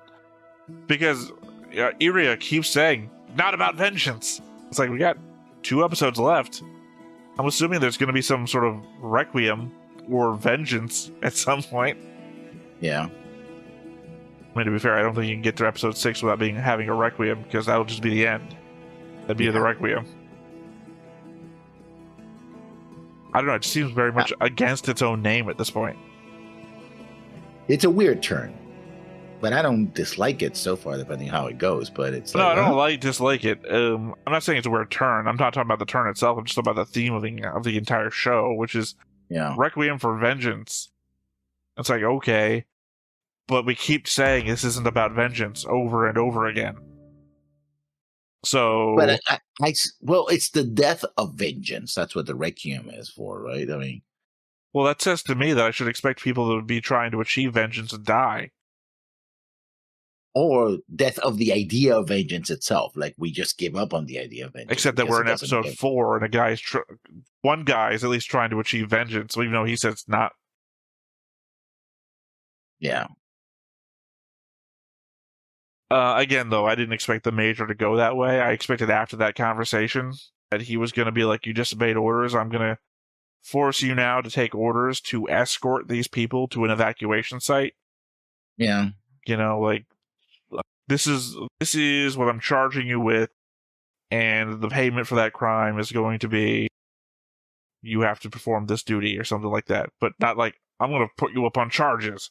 It's like, okay, this is on a weirdly different direction. Like, I guess when he's not drinking, he goes back to that guy.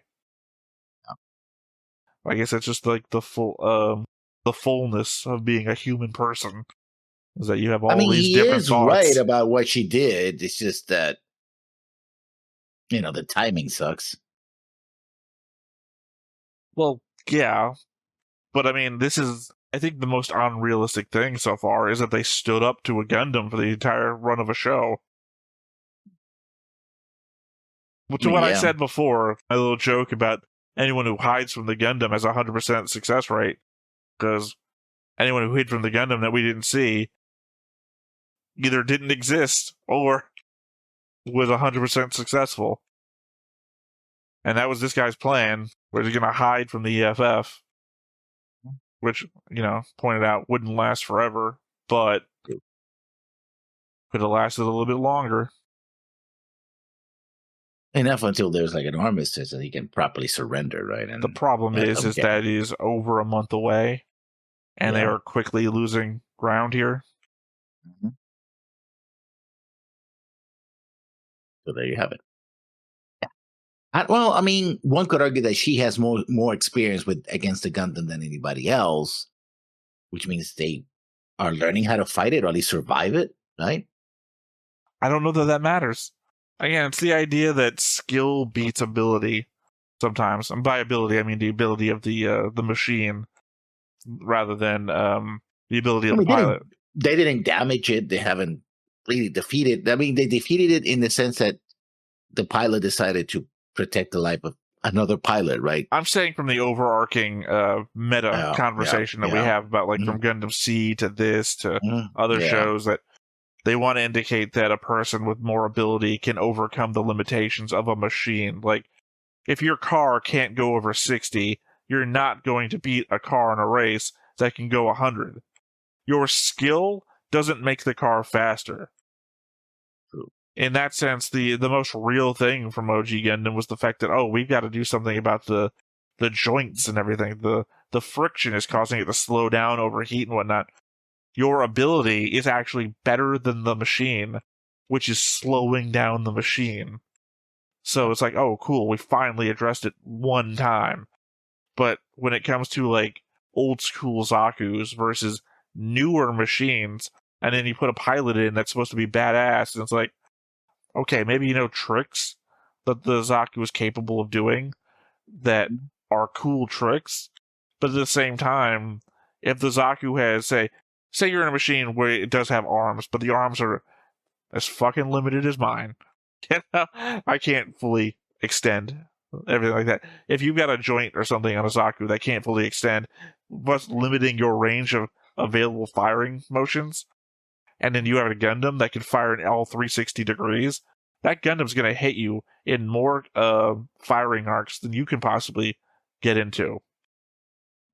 But that shit never comes up. It's always, oh, main character's more skilled, main character's got more abilities, whatever. That overcomes anything. I would argue that if the Shiro ball fight from 8th MS Team had gone on longer, or not been creatively ended or anything like that, Shiro would have got his fucking ass destroyed. Like, I don't remember what kind of machine that was, a Zaku of some sort or something. Yeah, I think it was she was piloting a Zaku 1, I think it was. Well, she was doing some testing on, I think, a test model, but I mean, I think it was a test model of a different type of Zaku or something. I don't know. Either way, the idea being that a ball does not stand up to a mobile suit. So at no point in time does Shiro's ability as a pilot enter into what the ball can overcome. Irwin Cadillac would be a better match for Shiro Yamada than Aina in a Zaku. True. You know, a Gundam brick. I'm saying a Xeon brick. I don't remember what they're called. They're fucking bricks in my head. A Xeon brick versus a Federation ball. Yeah, but I think her Gundam did definitely get damaged severely. So You mean her trash Zaku? Trash Zaku, yeah. It's very confusing. I read the when I am about to rewatch, I read the wiki about the episode to see if they like list anything like, oh, here's a hot link. So it's like, oh, that one's an informational thing. I don't click the hot links or anything. I just want to see what they've written down. And they're clearly written by people who haven't been backtraced or anything, because they're all full of typos and everything. Like, they literally list Ira as in a Gundam. She gets out of her Gundam and da-da-da-da. It's like, it was a Zaku. Yeah. You listed a Zaku earlier. Yeah. There's no Gundam Zaku.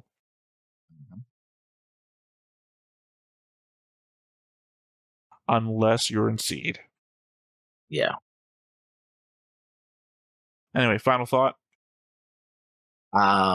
This is an interesting twist. I didn't expect that a character from 8th MS Team to show up here, but I might have to move the board around.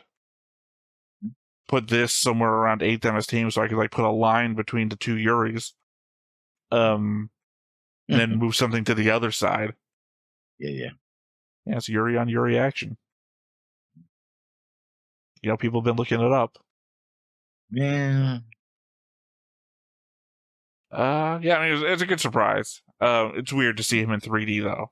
He definitely looks better in 2D animation. Yeah. The hair, specifically. He looks like that. What's that guy? What's the fighting game? A geek? What? Street Fighter? No, don't name people. Name the fighting games. You'll get there faster. You help me out that way. Street Fighter, Tekken. No, Tekken. The old guy. Catches an axe in his teeth. Yeah. The old guy. He's got the old guy hairstyle. Yuri is the old guy when he has more hair. As he gets older, he's got the balding spot going up the middle, and the peaks get way higher. Yeah. That's Yuri.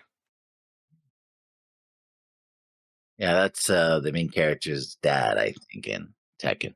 Yeah. I don't really know Tekken that much. I watched a review of the Tekken movie.